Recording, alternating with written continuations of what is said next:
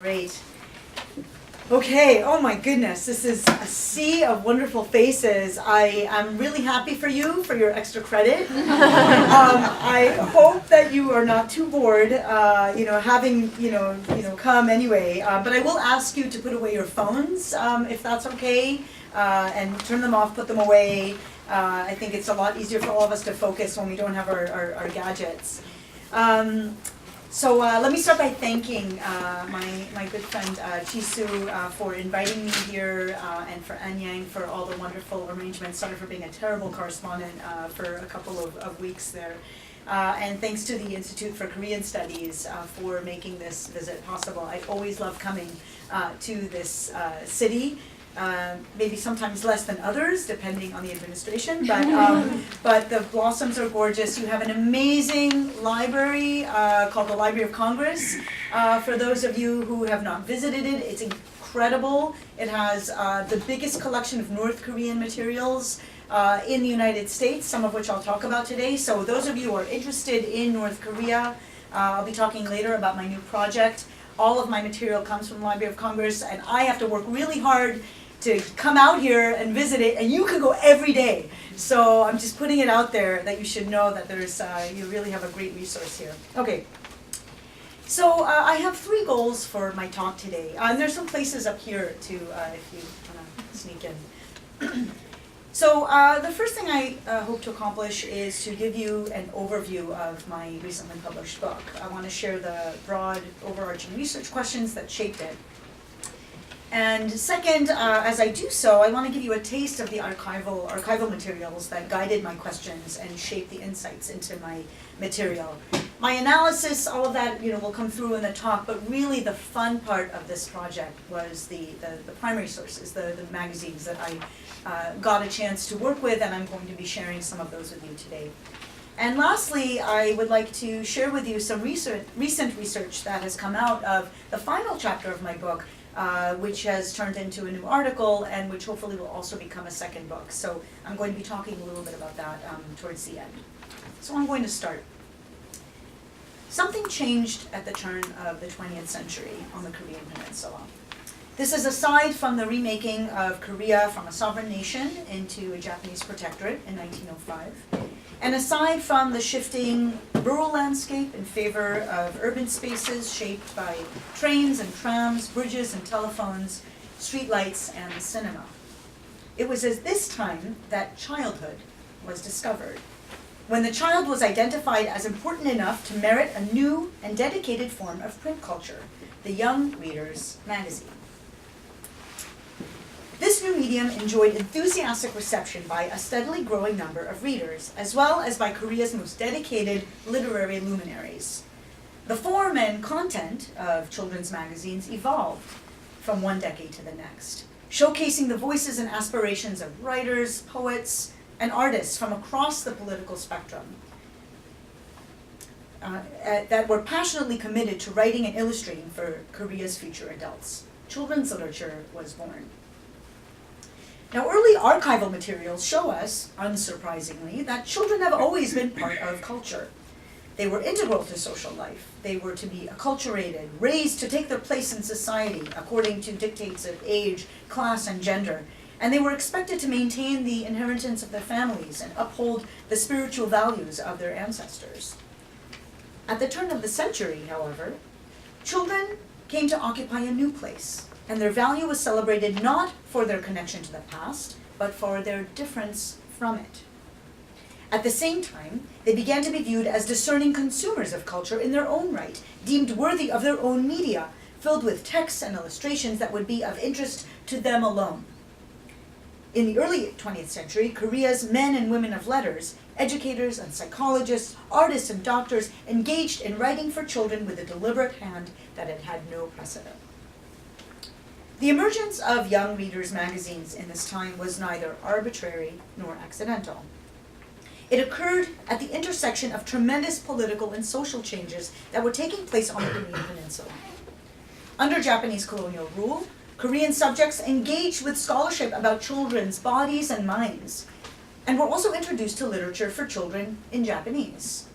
For the individuals and the institutions that took on literature for children, the stakes could not have been higher, because this literature claimed to attend to the most contended of spaces, nature and culture, past and future, home and nation. The new audience of young readers offered adult writers something unique and critically important: the possibility of addressing fresh, impressionable beings and the opportunity to render the world legible to the young in a manner that had not before been attempted. But in order to make legible the past, present, and future, in fact, in order to imagine the new audience in the first place and write for it, 3 changes needed to occur. First, children had to be made visible. New ideas about children's rights, welfare, education, and psychology, compounded with an exposure to the vibrant culture of children's literature in Japan, created the demand for a new type of writing for children that spoke to them at eye level. Second, children needed to become literate, not only in the sense of acquiring reading skills, although literacy was certainly central to this process. Becoming literate also entailed being initiated into a world of colors, symbols, and images that both reflected and prescribed the child's experience. This meant that, third and finally, texts for children had to be stylized to suit this new audience. Children couldn't be addressed in the stiff renderings of classical texts that had been memorized for generations. The texts of the past, written in Chinese or vernacular Korean or a mix of the two, were deemed unsuitable, their modes of expression formulaic and too far removed from colloquial speech, their content unrelated to children's emotional tenor and real lives. The combination of these 3 factors, visibility, visual and textual literacy, and style, brought about the creation of literature for children in colonial Korea. So at the outset, my book attempts to answer several broad yet related questions. How is it that children's literature emerged as a genre at the moment of loss of natural sovereignty? And how was it shaped by Korea's colonial experience? What type of cultural regimes or fields of knowledge made it possible for children's literature to grow at a time when the future of the sovereign nation was uncertain at best? What kinds of polyphonic contested expressions can we find in the otherwise ideologically dogmatic periods of Korea's late colonial period? And how does literature for children illuminate our understanding of Korean modernity? What role did national liberation play in the way that Korea's competing ideological projects played out? And finally, how did division and post-war reconstruction shape the field of literature for children? If we can think of children's literature as a mode of translation and interpretation, a translation of the complex world of adults on behalf of less sophisticated, less knowledgeable, and less experienced child readers, what do these translations tell us about what adults thought children should know, should feel, and should do about the world into which they were born throughout Korea's tumultuous history and early 20th century? Much of the scholarship on children's literature tends to be driven by questions of origin. How does children's literature start? How does a literary establishment in any given place and time go from the absence of reading materials for young readers to producing materials explicitly targeting such an audience? What are the cultural and social conditions that make the emergence of such a literature possible? And how do we define literature for children? What kind of insights can literature for children provide that are otherwise not accessible? One thing that makes such questions possible is the recognition, perhaps intuitive at this point, that childhood is a social construct. In other words, childhood, as a period that extends between infancy and adulthood, did not always exist. Once the course of one's life moved rather quickly from the realm of the home to full incorporation into society with only a symbolic rite of passage to mark that transition. The often quoted Centuries of Childhood by Philippe Ries, published in 1960, served as a pioneering contribution to European scholarship on childhood because it claimed to identify the moment when children and childhood came to have modern value. Yet Ries' scholarship, for all its merits, was both Eurocentric and not entirely novel.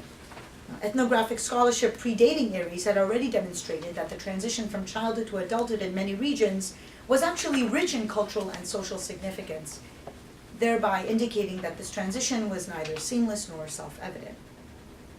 Not to mention that across the globe, the symbolic role of the child has played in culture can be traced from Confucian ethics in the 2nd century BC to Lockean philosophy in 17th century Britain. The recognition of childhood as a social construct has made itself evident across cultures in different times, but its precise moment of origin has been difficult to pin down. So how is it that despite the awareness of children as different and the long existence of some semblance of a period distinct from childhood, that children's literature is a relatively new phenomenon? Recent scholarship on the emergence of children's literature converges on two conceptual points. The first is visibility, that children's literature is born when the child moves out of society's periphery to the center of social networks. The child is then deemed a critically important object of ideological socialization, which, linked with a strong educational doctrine, provides a basis for literature for children. Generally speaking, the move of the child from the periphery of culture to the center has been facilitated by changes in labor laws and public education, changes that shifted the child's significance in the home from economically useful to economically useless but sentimentally priceless. The broader market and education systems have also been important in this process, since social and aesthetic value is determined out of the relationships among those who make, market, and read books. So a host of social and economic changes have transformed the child into the social agent, a consumer, and moving target for an array of social and market forces, all of which makes the emergence of literature for children possible. But what about Korea, where children's literature emerged later than its English or Japanese language counterparts? The pioneer scholars in Korea contended that children's literature was a product of indigenous traditions of oral literature, local philosophies of enlightenment, and social transformations of the early 20th century that together released children from the age-old bondage to family and tradition. More recently, historians have argued that children's literature's true beginnings can be traced to the 1920s in Korea, with the development of advocacy for children's issues, as well as the development of a broader market economy, able to respond to the demands of this new audience of readers. So it appears that the role of youth groups also in the early 1920s played a very crucial role in the emergence of children's literature in Korea, both in determining the political identities of young people and for creating the space for budding young writers to publish their work. To different extents, the introduction of public education, however limited, and the establishment of youth groups provided the structural support and patronage that made children's literature possible. In Korea, this coincided with the loss of national sovereignty, which complicated the dissemination of national identity and pitted multiple interest groups against one another. So the demand for children's literature was created in part out of the anticipation of expanding literacy, and in part out of a need to translate the world for these new readers who were entering this new era. If what made Korean children's literature initially possible was the visibility of child in society, the move from periphery to the center of social networks, then the second turning point was the growing interest in and belief in the accessibility of the child's mind. The conviction that this mind provided clues into the origins of what it means to be human. In Korea, philosophies of the human mind and theories of child development, both local and global, shaped the belief in the existence of this privileged child heart or child mind, bungshin in Korean. The idea of the child heart as a state of purity that could potentially be achieved even in adulthood was one that had existed in East Asia from the times of Mencius and Lao Tzu. In the late 19th and early 20th centuries, the child heart again offered models of emulation to the intellectuals of East Asia, such as Yang Jiqiao, who saw in the child heart an untapped potential that could rejuvenate the nation both literally and symbolically. Under Japanese rule, Western conceptualizations of child development and education also found their way into the Korean colony. These included the works of John Locke, whose formulation of the tabula rasa implied that all people were born as blank slates, and which led to an inquiry into the origins of the mind. Jean-Jacques Rousseau, who in his widely influential text Émile, explored the tension between the innate goodness of man and the corrupting influence of society, and Jean Piaget, who believed that children were functioning beings in their own right and should not be considered imperfect adults. Perhaps the greatest challenge to the idea of the purity of the child mind came from Freud, who viewed the child's mind as a depository of sexual desires, and for whom the key to understanding adult neuroses involved accessing childhood memories and experiences. So from Mencius to Liang Qichao and from Locke to Freud, theories of the child heart as a window into the origin of the human shaped the way the child was conceived, not just biologically, but also symbolically and metaphorically. The investment of Korean writers and artists in the early 20th century in the symbolic potential of the child heart helps illuminate the argument that children's literature scholars have long made, namely, that literature for children is a manifestation of adult investment in the child's interiority. Or put simply, that children's literature may tell us more about the adults who write this literature than the children who read it. In her highly influential book, The Case of Peter Pan, or The Impossibility of Children's Fiction, Jacqueline Rose argued that children's literature is a genre whose interests so closely hinge on adult concerns that it cannot be called literature for children at all. Karatani Kojin considered the visibility of the child in culture to be so important that it is among the factors that enabled the birth of modern fiction. He explained that the moment the child comes to be appreciated as external and objective in the world is the moment of discovery of interiority, which is what marks literature as modern. So I also focus on the primacy of the concept of the child heart, or 동심, in children's literature. It's a combination of the characters 동 for child and 심 for the heart-mind.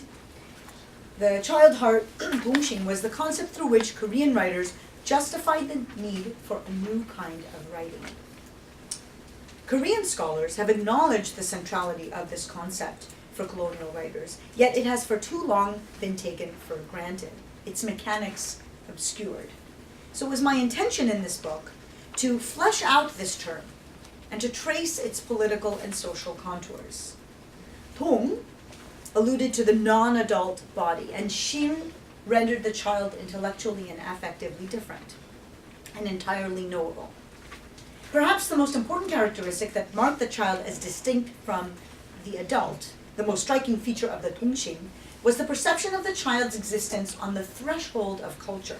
The child was closer to the flora and the fauna, to the natural environment, than to the social world.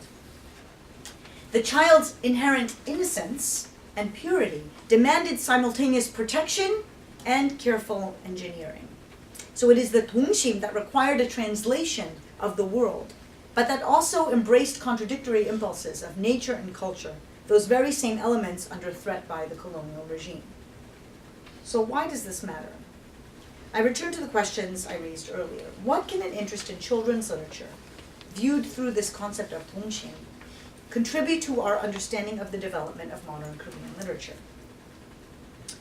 First, because children's literature has long been considered a minor literature. It's on the fringe, of little consequence, hardly worthy of any kind of archival preservation.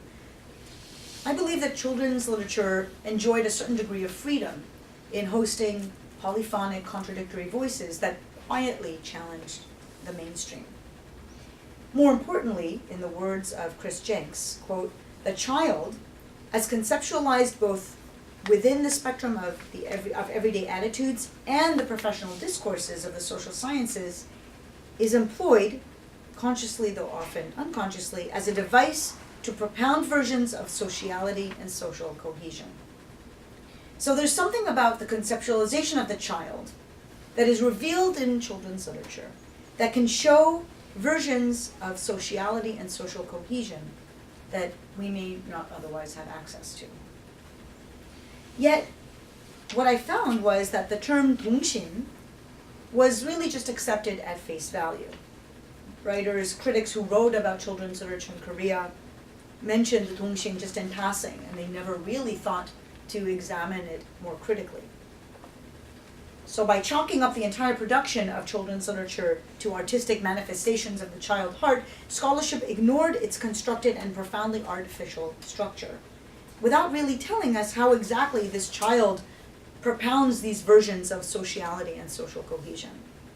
So the indiscriminate use of the term has obscured a clearer vision of what the child meant to different interest groups in different periods. And I argue that the Dongxing concept and its manifestations prompted the production of a rich and diverse body of texts and images that inscribed, both literally and figuratively, pasts, presents, and futures on the bodies and souls of the young. It is the emergence of the child heart, the stakes claimed by writers, and the insights that their texts provide that are the concerns of my book. So who were the stakeholders, the determiners of literary taste in this period, and what did they hope to achieve? How did this idea of the child heart emerge, and what forces did it contend with? So the responses to these questions change across different periods of Korea's colonial and post-colonial history. The looming threat of colonialism brought Korea's youth to the attention of the likes of Chen Nam-sun and Lee Kwang-soo. Themselves barely out of their teens on the eve of colonization in 1910, they saw Korea's youth as an antidote to the disaster unfolding before them. And they decided that nothing short of a complete overhaul of Korea's structures of thinking and feeling was needed to survive the struggle of the fittest taking place on the global stage. "Let us feast upon our ancestors' nutritious blood and flesh," cried Lee Kwang-soo in his 1918 essay on the centrality of children. He continues, "You are the center, Dongxing, our hopes and our joy." Chen Nam-sun and Lee Kwang-soo, having recently returned to Korea from studying abroad in Japan, rallied their youthful peers to embrace their role in the New World Order through scintillating, distinctly non-adult magazines, and paid special tribute to the role of the emotion of the young as the critical foundation of Korean modernity. The title of his famous essay was On the Centrality of Children, 자녀 중심론, but the target of Lee Kwang-soo's essay was not children, but youth. Children did not become visible until another young intellectual, Bang Jung-hwan, shifted the spotlight. Bang left the most significant mark on the history of the child and children's literature in Korea. He brought the term 어린이, or child, back into circulation. He founded the national holiday, Children's Day, still celebrated in Korea each year on May 5th. And he published and edited the magazine 어린이 from 1923 until his untimely death in 1931. It was this magazine, alongside Bang's tireless advocacy for children's rights in the mainstream media of the time, that delighted young writers and gave them a much-desired respite from the heavy-handed didactic materials that had been the mainstay of texts for young people. Bang gave textual and visual contours to the child heart in a manner that would have had a lasting impact on children's culture in colonial and post-colonial North and South Korea. These two images capture the first big story I was trying to tell in my book. The image on the left comes from Chen Nam-sun's magazine 소년, and specifically is attached to a poem called 바다 위의 용소년, so Brave Boys of the Sea. The image on the right is an image that is accompanying a poem by Bang Jung-hwan. And you can just tell from the illustrations, and this is kind of what I was trying to understand in, as I said, the first story of my book, is how you get from an image on the left, which is, say, aspires to a certain kind of realism, very detailed. You have, the semblance of, boys' faces and bodies in tension. The composition has the boat tilted, and the froth that's represented by the dots and the waves gives you the sense of danger. It's very dramatic. You have this looming rock that's dark, right, matching the boys' shirts. So you have this kind of tension that's built into this image, again, in 소년, the magazine 소년 for youth, with a story about these three young brave boys who are going to be the future of Korea. And then on the right, we also have a boat. on, water, or it turns out these are raindrops. But it's a very different tone, right? Here we have, perhaps you could say it's a realistic depiction of a leaf and a ladybug, but the ladybug is representing here a character that we can sympathize with, and we learn also that, there's a certain plight that's being described in the poem.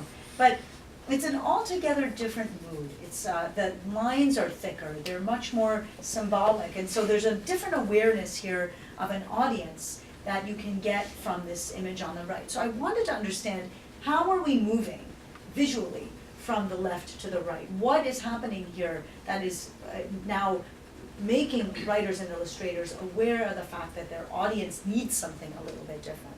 And this comes up also in the content of the poem. So again, the earlier poem from 1909, and I'll read you just this short excerpt. 3 boys of the sea are the grandest, most splendid children of all those multitudes on the Korean peninsula. There a water pillar rises up, charges the sky, churlish and sinister. Behold, their single-sailed boat, small and narrow, barely keeps afloat, but their spry faces have no trace of fear. And then, 1924, we have this poem. The leaf boat that set sail yesterday in the torrential rain, where has it gone? All that remains is a white paper sail clinging to wet grass. Where has that verdant ferry gone with Mr. Bug on board? And what of the mast and the deck? A puddle is all that remains, and the patter of rain. So we can sense here a shift in language, not just the image, but in the language. A move towards a listening audience. A language that's, I would argue, far more aware of its audience and of itself.